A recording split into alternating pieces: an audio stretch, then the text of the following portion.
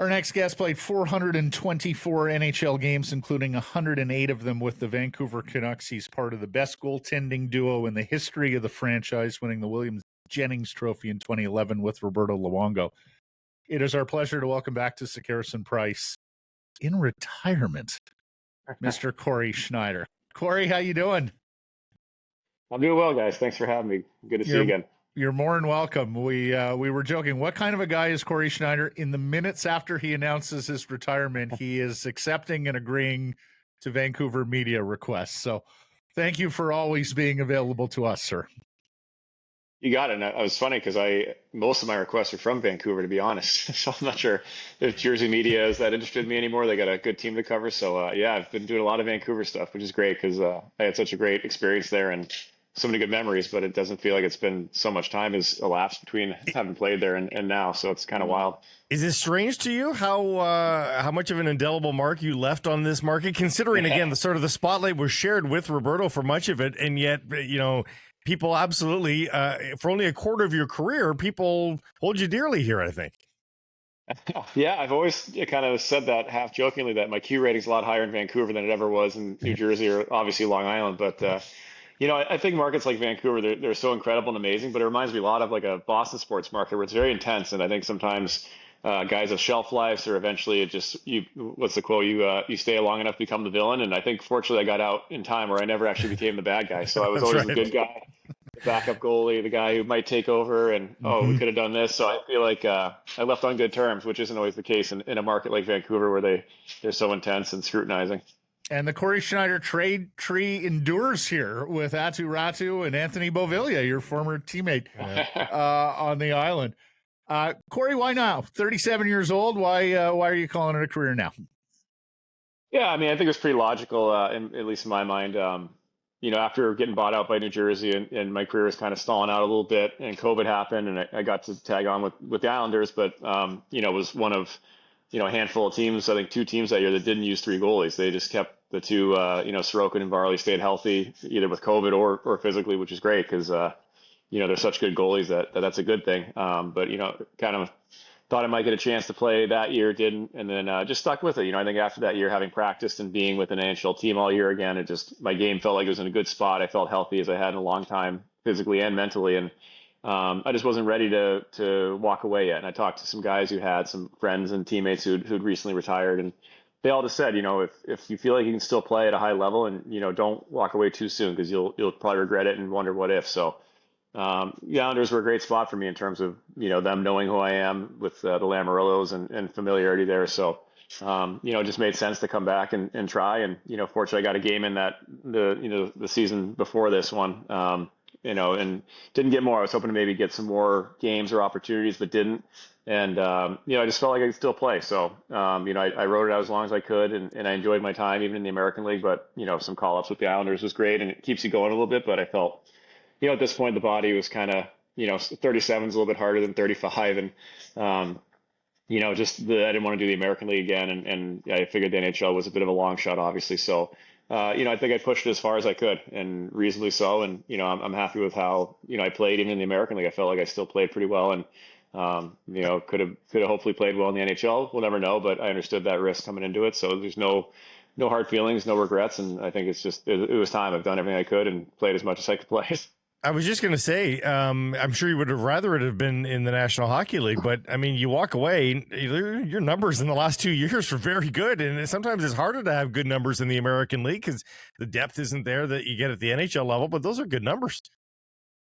Yeah, like I said, it was definitely a different environment experience than what I was used to for the previous 10 or so years. You're right, it's a different game down there, but it's still a good game. There's still good players, or guys who can shoot the puck and make plays. And yeah, it's a little more of a learning league and helter-skelter defensively, so it kind of puts the goalie on the spot a bit. So, but yeah, I was proud of how I played, and I never got upset or bitter when I saw other guys around the league getting opportunities or getting called up. I understood where I was at, and so I was fully aware of that. And again, like I said, it would have been great to have gotten a chance to prove that I could play. But again, who knows? I could have come to this point anyways and played 20 games last year, and there still may not have been any offers. So I'm at peace with it. How's the health? You able to go for a jog? How the hips, everything? I mean, are you going to be able to enjoy retirement like you dreamed it? I should be able to, yeah. As much as I hate jogging, I can do it. So I might be forced. I might be forced into doing it now. You know, I got to replace burning 3,000 calories every day at work. So that's the challenge. But yeah, overall, all things considered, from where I was at and some of the surgeries I've had, the body does feel pretty good, other than just Good. old man aches and pains, which you guys might know more about than I do at this point. But yes, sir. always put some miles on their body, so it's not an easy position. But I think overall, I'm trying to stay on top of things and not let things catch up to me or nag me, and just be proactive. But again, something you can't avoid. So all things considered, I'm doing pretty well. You have plans here in retirement? Yeah, I mean, everyone's got plans, I guess. But right now I'm not too sure. Like I said, I'm just really taking my time. I'm just enjoying not having to jump right into the grind right now. Kids are back in school and they're almost 6 and 8, both of them. So they're getting to that age where they get busy with activities and events, and it's fun to be around to help with that. And they've sacrificed a lot with me being gone and having weekends taken up and all that kind of stuff. So it's a new experience for us to kind of not be on a schedule necessarily. So I've got some irons in the fire. I'm just trying to stay proactive, stay relevant in the game. If I want to go that route by doing some TV, maybe some media stuff, and then just explore other avenues that I never knew I might be interested, like business or management or something like that. So I'm just kind of taking it as it comes, and just trying to be proactive as I can without forcing myself into something that I don't want to do right away. Because again, it's 16 years of a fast-paced, busy schedule. For me and my family, it's been a lot. So I just want to take a step back and not necessarily jump right into that kind of routine yet. We did a long-form interview with you in April of 2022.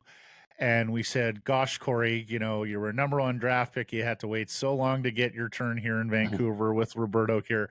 You get the goal in that Chicago series in 2011, and sadly a cramp. And then you're off to Jersey, where sadly now some injuries come about. And you said to us, hey, guys, don't anybody feel sorry for me. I have no regrets. I got 400 NHL games in, and I loved every minute. Do you still feel that way? Absolutely. I mean, I think to play the what if game or to look back and regret or rue things, it doesn't, it's a waste of energy. It's not worth your time. I put everything I had into it, and sometimes it works out. Sometimes it goes the other way. Sometimes there's certain things you can't control. And so, I think you just have to be proud of the effort you put in, how much it meant to you, how much you cared.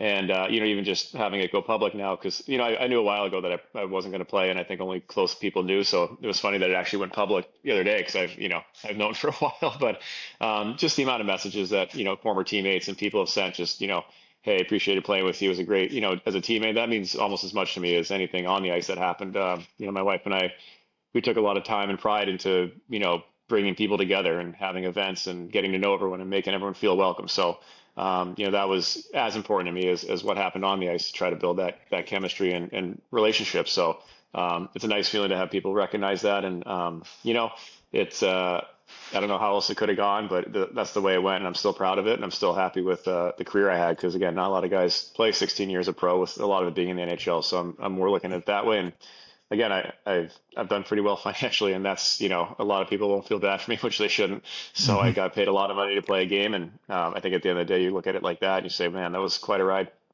How many text messages, how many well wishes, Cory? I can only imagine.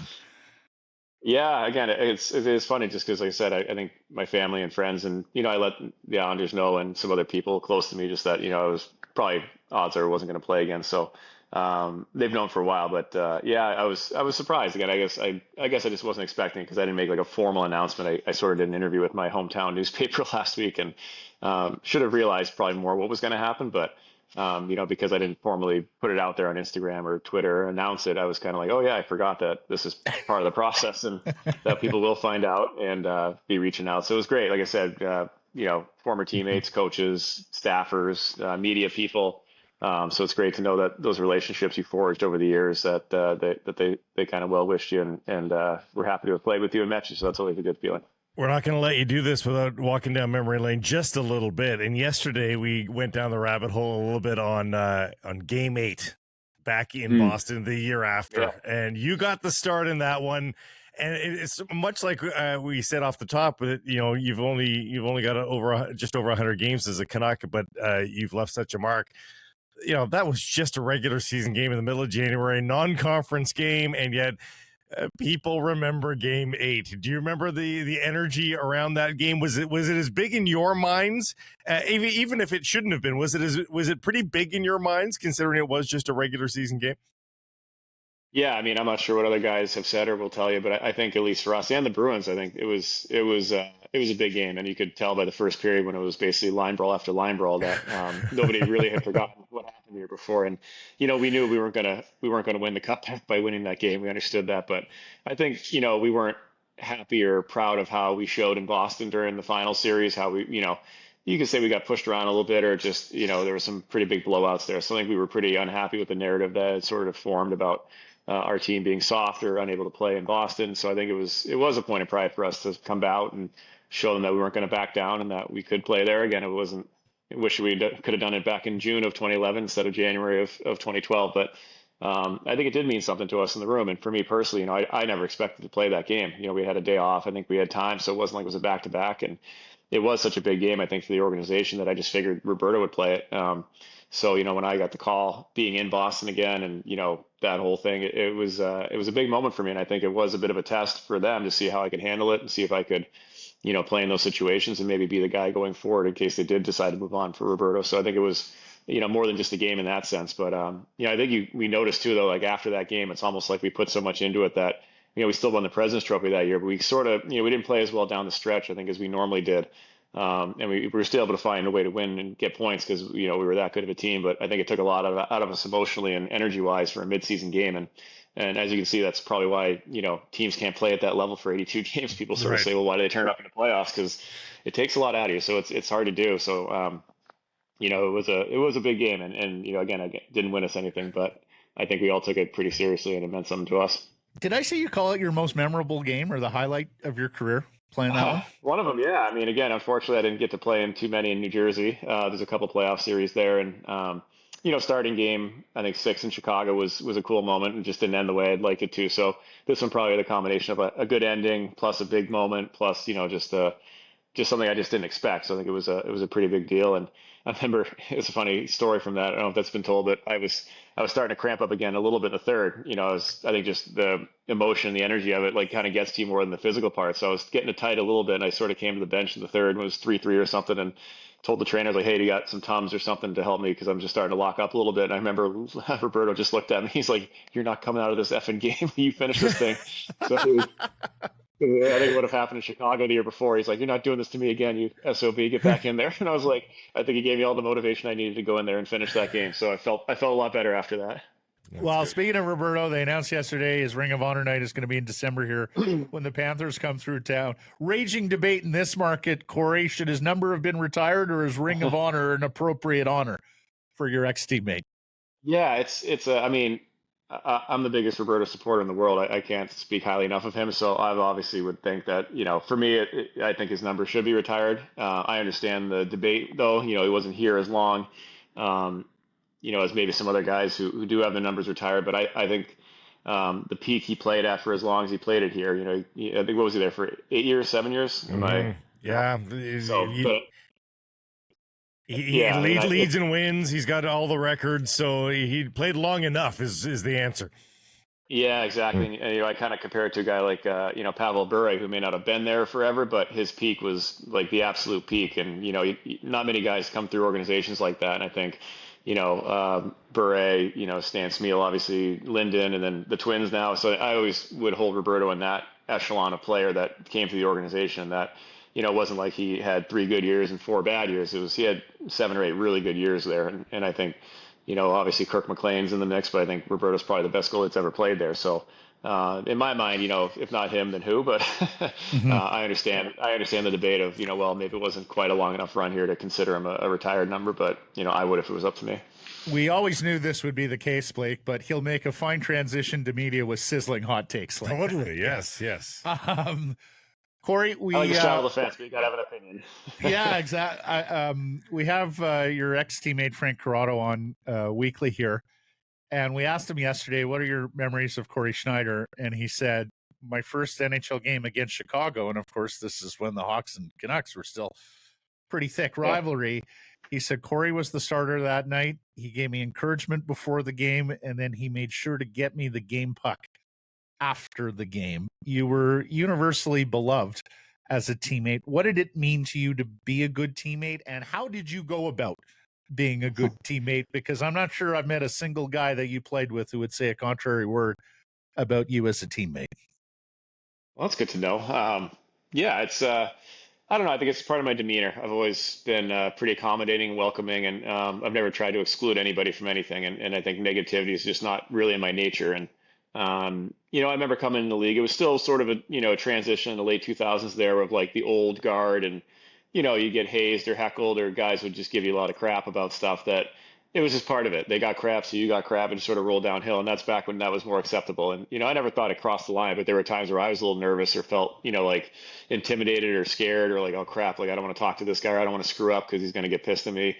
So I remember feeling that way as a young guy. So I think every time a young guy came through, like how nerve wracking it is, how much pressure you put on yourself, and you don't want to screw up for everybody else. So I always just try to go out of my way to say, hey, especially defensemen, because they're my boys. I can't. The forwards and the wingers can do whatever, but when I'm working with the D-man in my end, I want to make sure he feels good about it, and that I trust him, and that we're on the same page communication wise. So I just with Frankie, he reminded me a little bit of Chris Tanev, this kind of like scrawny looking guy, but he was a real talented player. So I just wanted to make sure that he knew we had his back, and hey, you don't have to be perfect out there. Just play your game, and hopefully I'll be there to cover up any mistakes you make and just enjoy it. So I'm glad you remembered that, because I always try to do that with young guys. Once I got a little bit older and understood the pressures of playing in a place like Vancouver, it's not easy, especially your first few times out. So anything you can do to make somebody feel less nervous, I thought helped not only them but also me.